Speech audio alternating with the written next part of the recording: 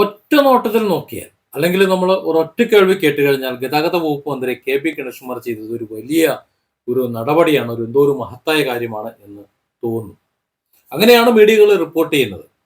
ആ സംഭവം ഞാൻ ആദ്യം ഒന്ന് പറയാം, എന്നിട്ട് എങ്ങനെയാണ് ജനം മനസ്സിലാക്കേണ്ടത് എന്ന് പറയാം.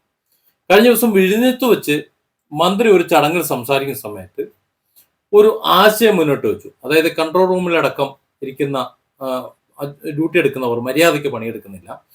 അതുകൊണ്ട് തന്നെ ആൾക്കാർ വിളിച്ചു കഴിഞ്ഞാൽ അവർക്ക് മറുപടി കിട്ടുന്നില്ല, കൃത്യമായ വിവരങ്ങൾ കിട്ടുന്നില്ല, ഫോൺ എടുക്കുന്നില്ല. അതുകൊണ്ട് ഒരു ആപ്ലിക്കേഷൻ വെച്ചുകൊണ്ട് ആ ആപ്ലിക്കേഷൻ ജനങ്ങൾക്ക് വിവരങ്ങൾ അറിയാനും അതുപോലെ പരാതികൾ രേഖപ്പെടുത്താനും വേണ്ടി ഒരു ആപ്ലിക്കേഷൻ ഉണ്ടാക്കുന്നു. ഈ ആപ്ലിക്കേഷന്റെ കഥ എന്ന് പറഞ്ഞാൽ പറയാതിരിക്കുന്നതാണ് ഭേദം. കേരളം ഉണ്ടാക്കുന്ന ഒരു ആപ്ലിക്കേഷൻ ഏത് രീതിയിലായിരിക്കും ഉണ്ടാക്കുക എന്നുള്ളത് നമുക്കറിയാം.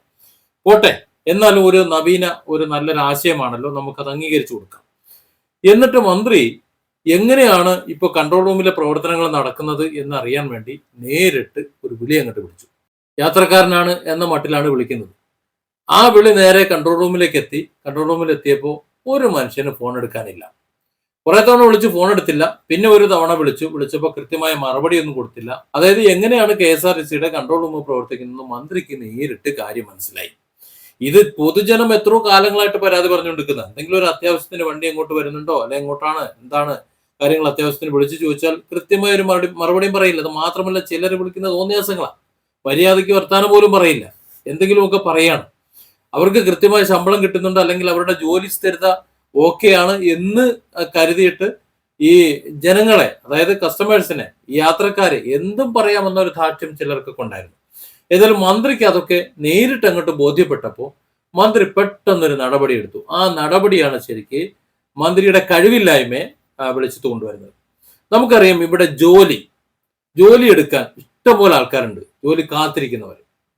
കിട്ടിയവർക്ക്, സർക്കാർ ജോലി കിട്ടിയവരാകട്ടെ സമരം നടത്താനും അതുപോലെ പണിയെടുക്കാതെ എങ്ങനെ ശമ്പളം വാങ്ങാനും ഗവേഷണത്തിലാണ്. അപ്പോൾ സത്യത്തിൽ പുറത്തു നിൽക്കുന്ന, പണിയെടുത്ത് കുടുംബം പോറ്റാൻ ആഗ്രഹിക്കുന്ന, ജോലി ആഗ്രഹിക്കുന്ന വലിയൊരു വിഭാഗം ഉണ്ടായിരിക്കെ ഇത്തരത്തിൽ പണിയെടുക്കാത്തതിനെ എന്തിനു വെച്ചുകൊണ്ടിരിക്കേണ്ട ആവശ്യമൊന്നുമില്ല. കോടതിയിൽ പോയി കഴിഞ്ഞാൽ കോടതിയിൽ പറഞ്ഞാൽ മതി, പണിയെടുക്കാനാണ് ഞങ്ങൾ വെച്ചിട്ടുള്ളത്, ആ പണിയെടുക്കാൻ വേണ്ടി അഗ്രിമെന്റ് വെച്ചിട്ടുണ്ട്, അത് തെറ്റ് ചെയ്തുകൊണ്ട് പിരിച്ചുവിട്ടതാണ്, അവർ വേറെ പണിക്ക് പോട്ടെ. അതെ, പിരിച്ചുവിടണം, അതായിരുന്നു വേണ്ടിയിരുന്നത്. മന്ത്രി എന്താ ചെയ്തതെന്നറിയാം?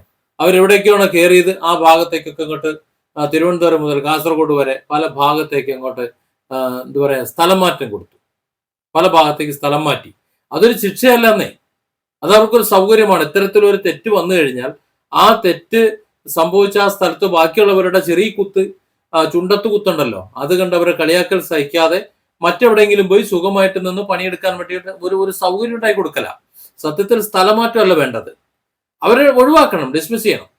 അവരിനി വേണ്ട, അവർക്ക് കൃത്യമായി ജനങ്ങൾക്ക് സർവീസ് കൊടുക്കാൻ പറ്റില്ല എന്നുണ്ടെങ്കിൽ അവർ ആ സ്ഥാനത്ത് വേണ്ട, അവരെ ജോലിയിൽ നിന്ന് പിരിച്ചുവിട്ടിട്ട് പറ്റുന്ന ആൾക്കാരെ എടുക്കണം. അതായിരുന്നു വേണ്ടിയിരുന്നത്, അതായിരുന്നു നമ്മുടെ മന്ത്രി ചെയ്യേണ്ടിയിരുന്നത്. അത് ചെയ്യാത്തതുകൊണ്ടാണ് മന്ത്രി ഇപ്പൊ കാണിച്ചതും വെറും പൊറാട്ട് നാടകമായിട്ട് തോന്നുന്നത്. Different angles. Don't forget to subscribe and support this channel.